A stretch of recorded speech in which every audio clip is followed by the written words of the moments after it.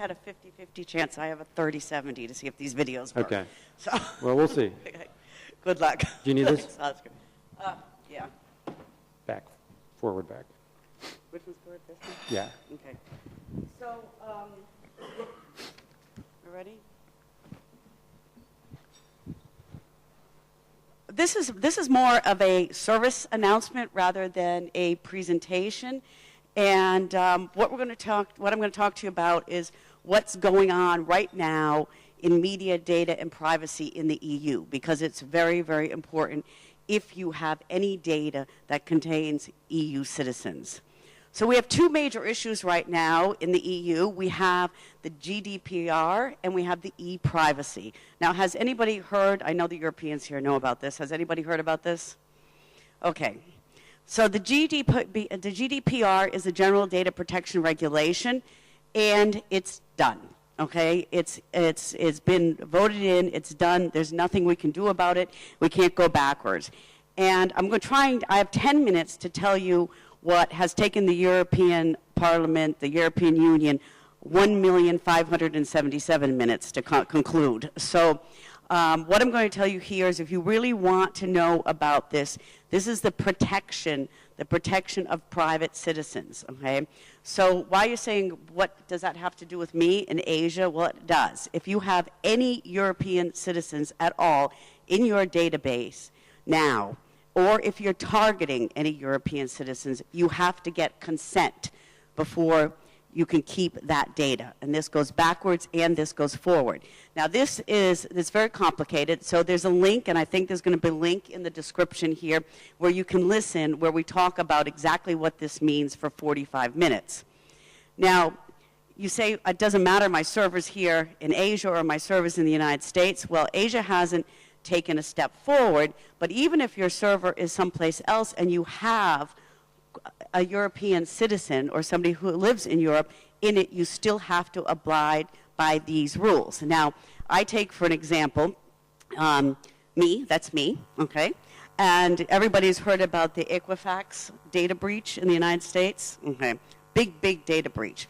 They're very, very lucky that it happened now and not in May 2018, because even though only 100,000 UK citizens and 5,000 European citizens were in that data breach, and I was one of them because I do live in Europe, then they could have been fined millions and millions, okay? And not because data breaches happen, okay, and we know they happen, but they didn't notify people. There's certain steps that happen if there is a data breach and you have that data and that data doesn't have consent. There are certain steps that have to be taken. Now, what does it mean to you? We've done a white paper on this in SIINDA, and we are giving it to anybody who wants it in ALSMA that has a checklist that you have to go through your processes, because this is a very process-oriented checklist on where you're getting the data and what that data, who's in that data, and how you're using that data. And so we're happy to give that white paper to anybody here at the conference. Just give me your business card afterwards, and you can go through and see if that you're at risk at all. So now the second issue that we face is the e-privacy regulation, which is still going on. It was supposed to end in May 2018, but it's not going to. And I'm just going to show a quick video to sum up what this is about. 30% chance it's not going to work. In revising the e-privacy regulation, the European Commission set out to reinforce trust and security in the digital single market. But instead of making things better, they would make things worse and more confusing for European consumers. To put it bluntly, the e-privacy regulation is like a bad movie. Luckily, we can still change the ending. But first, let's take a step back. Here's why the proposed reforms are bad for consumers.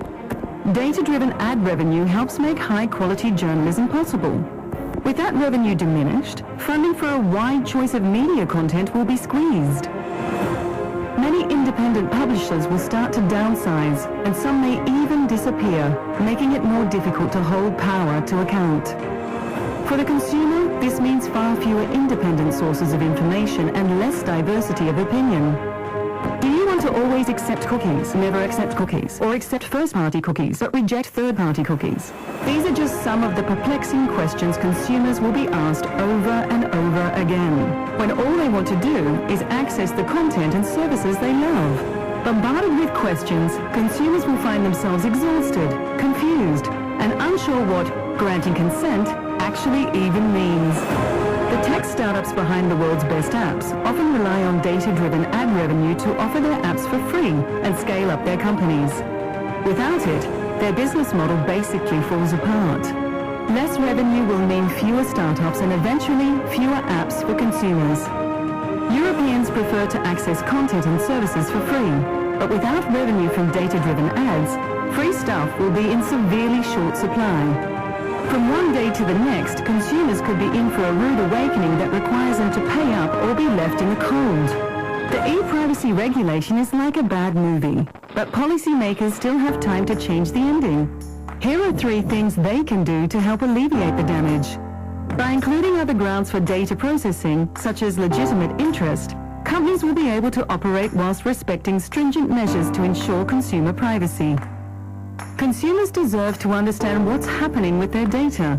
So by designating browsers as gatekeepers, the providers of online services can't directly inform their consumers about how their data is used. This can leave consumers badly informed and stops businesses having a direct dialogue regarding consumer preferences.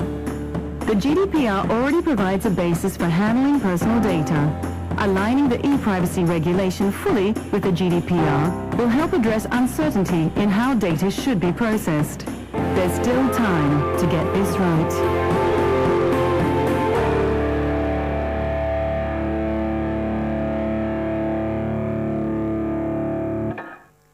So that basically is what we're facing right now.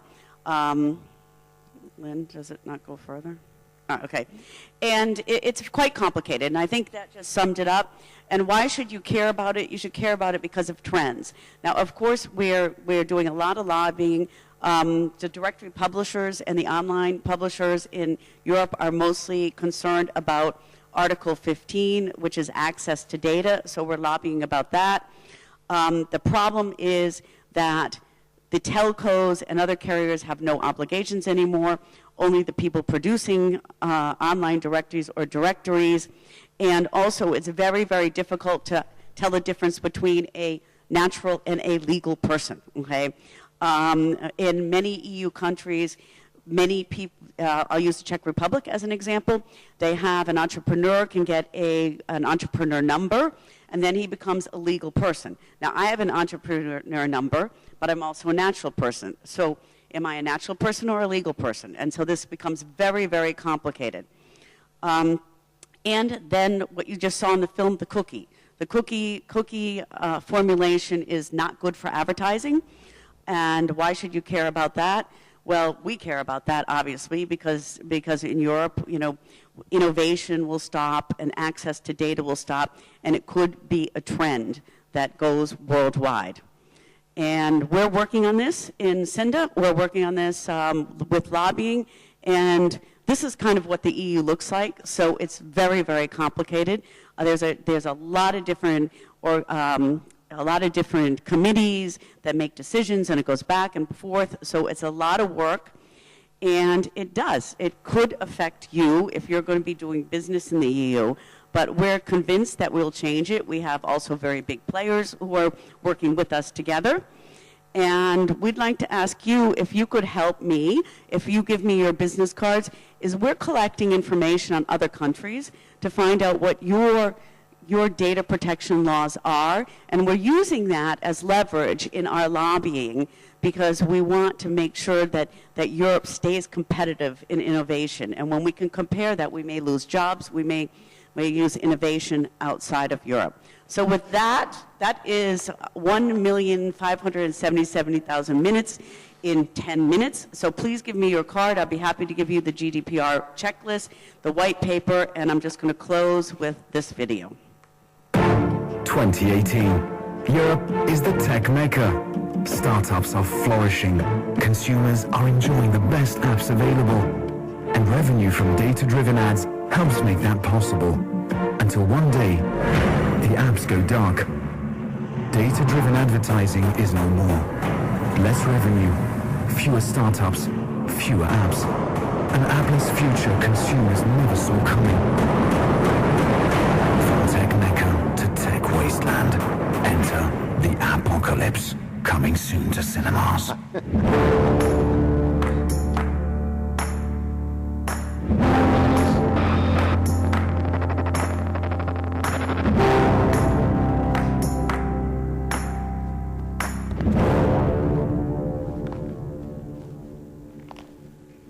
So with that, thank you. Thanks, Kimberli. Okay, we're going to have...